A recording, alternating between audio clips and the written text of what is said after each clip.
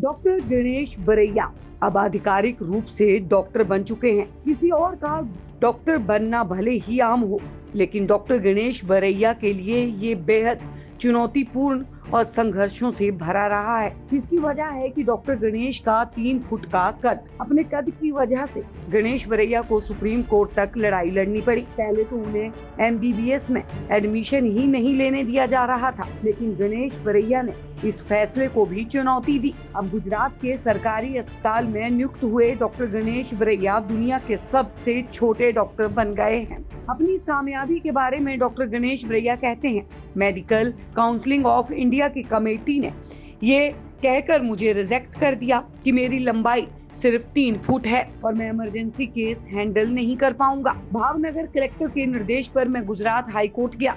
2 महीने के बाद हम केस हार गए और उसके बाद साल 2018 में हम सुप्रीम कोर्ट गए। सुप्रीम कोर्ट के आदेश पर मैंने साल 2019 में MBBS में एडमिशन लिया। वे बताते हैं कि मेरे साथ 2 और कैंडिडेट्स ने हाई कोर्ट में केस किया था, लेकिन हम केस हार गए। इससे मैं बहुत उदास हुआ, लेकिन हम सुप्रीम कोर्ट गए।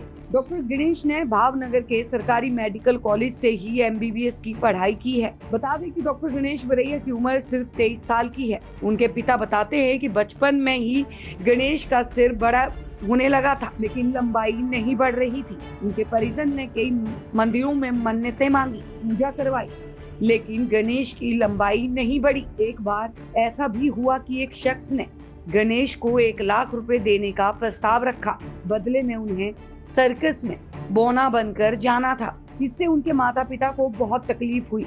कोई गणेश का अपहरण करके ना ले जाए, इस डर से उनके पिता खुद गणेश के साथ स्कूल जाते थे। स्कूल में होने वाली समस्याओं के बाद गणेश के पिता विट्ठल ने उनका एडमिशन दलपत कटारिया में करवाया।